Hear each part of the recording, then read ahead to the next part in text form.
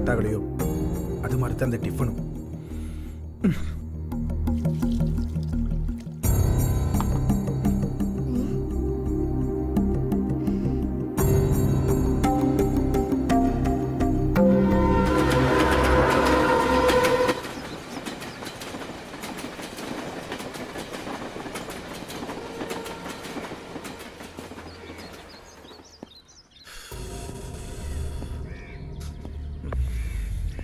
என்னங்க இப்பவே இதெல்லாம் பண்ணணுமா?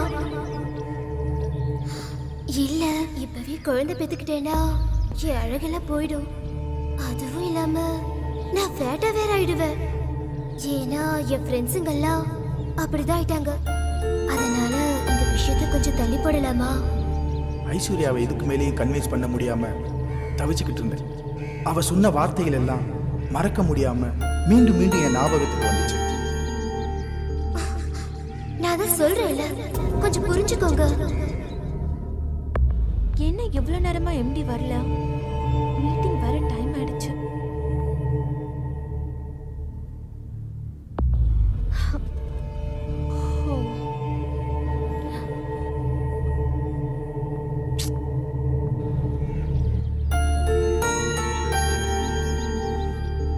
Excuse me sir.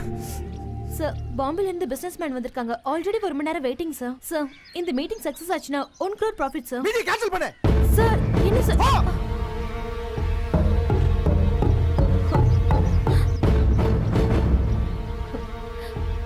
இந்த மீட்டிங்கை நீங்க தான் ஏற்பாடு பண்ணீங்க. இப்போ நீங்களே கேன்சல் பண்ண சொல்றீங்க. என்ன சார் ப்ராப்ளம்? சார், உங்க பர்சனலா இருந்தா கேட்டதுக்கு மன்னிச்சிருங்க. அதைத்தான் எப்படி உன்கிட்ட சொல்றதுன்னு.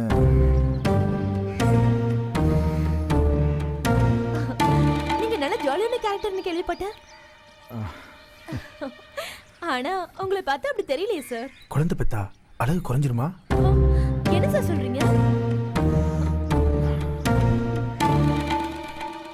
உங்ககிட்ட சொல்றதுக்கு என்ன இருக்கு? குழந்தை பெத்தா அழகு போயிடும்னு என் மனைவி சொல்றா. சார், அது அவங்கவுங்க மனநிலையை பொறுத்தது. இது பெரிய பிரச்சனையே இல்லை சார். ஒரு நல்ல சைக்காட்ரிக் டாக்டரை பாருங்க, உங்க ப்ராப்ளம் சால்வ் ஆயிடும்.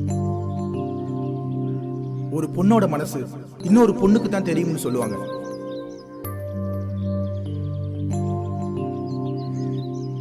இந்த பிரச்சனைக்கு விடை தெரியணும்னு சுவேதா கிட்ட எதை பத்தி யோசிக்காம உடனே கேட்டேன்.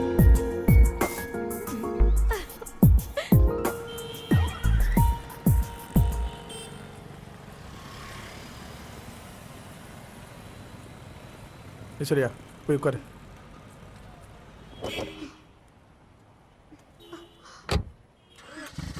டிரைவர் வண்டி எடுப்பா.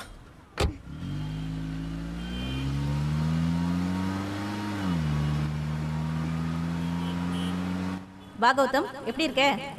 அம்மா அப்பாலாம் எப்படி இருக்காங்க? சாரி கௌதம், உன் கல்யாணத்துக்கு வர முடியல. ஒரு ஆப்ரேஷன் விஷயமா அமெரிக்கா போயிருந்தேன்.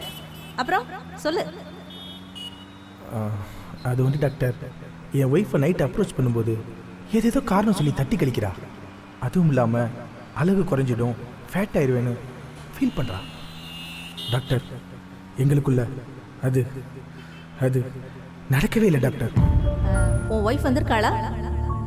அவள்கிட்ட நான் ஒரு 5 நிமிஷம் தனியாக பேசுகிறேன், அவளை வர சொல்லு. இல்லை டாக்டர், நான் எவ்வளோதோ எடுத்து சொல்லிட்டேன், அவள் கேட்க மாட்டேங்கிறா. நீங்கள் கொஞ்சம் எடுத்து சொன்னீங்கன்னா எங்கள் குடும்ப வாழ்க்கை சந்தோஷமாக இருக்கும். Gautham, no problem Gautham. உன் ஒய்ஃபை வர சொல்லு, நான் பேசி பார்க்குறேன். ஹலோ ஐஸ்வர்யா, எப்படி இருக்க? நல்லா இருக்கேன். உட்காரு. நான் யார் தெரியுதா? கௌதமோட ஃபேமிலி டாக்டர். என்ன ப்ராப்ளம் உனக்கு? எதுவாக இருந்தாலும் தயங்காமல் என்கிட்ட சொல்லு, நான் கிளியர் பண்ணுறேன். என்ன ஐஸ்வர்யா, ஏன் ஃபீல் பண்ணுற? உனக்கு ஏன் கௌதமோட ஒத்து போக மாட்டேங்குது? அவன் ஒன்றும் அப்படி முரட்டு பையன்லாம் இல்லையே. இல்லை டாக்டர், எனக்கு பிடிக்காத கல்யாணத்தை பண்ணி வச்சு என் வாழ்க்கையை சீரழிச்சிட்டாங்க.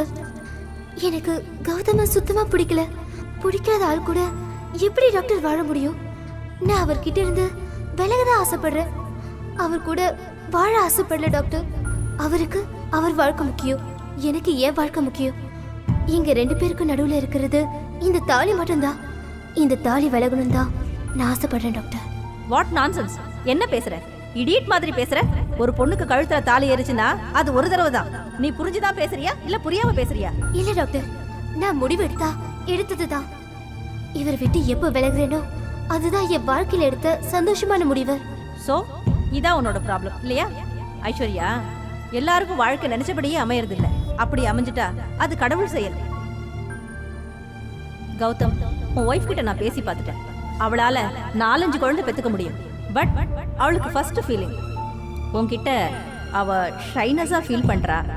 அவளை நீ பக்குவமா ஹேண்டில் பண்ணினா போக போக சரியாயிடுவா. So nothing to worry. Feel பண்ணாத கௌதம். எல்லா பெண்களுக்கும் வர்ற அந்த ஃபர்ஸ்ட் நைட் தயக்கம் தான். சின்ன பொண்ணு இல்லையா, போக போக நீ தான் அவளுக்கு எல்லாம் பக்குவமா எடுத்து சொல்லணும் கௌதம். ஓகேவா? Okay doctor. டாக்டர் என்ன சொன்னாங்க? ஒன்னும் சொல்லல.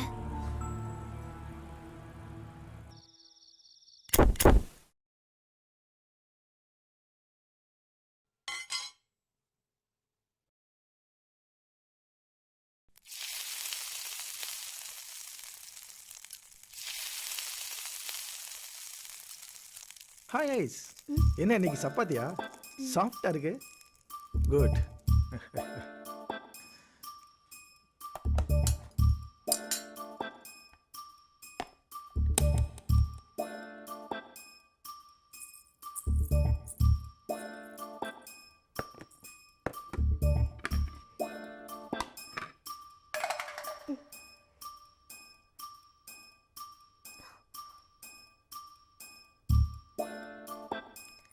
ஏய், நான் ஆபீஸ்ல இருந்து எதுக்கு சீக்கிரம் வந்துக்கேன் தெரியுமா? அதான் இப்ப எந்த பயமும் இல்லைன்னு சொன்னாங்களப்பா.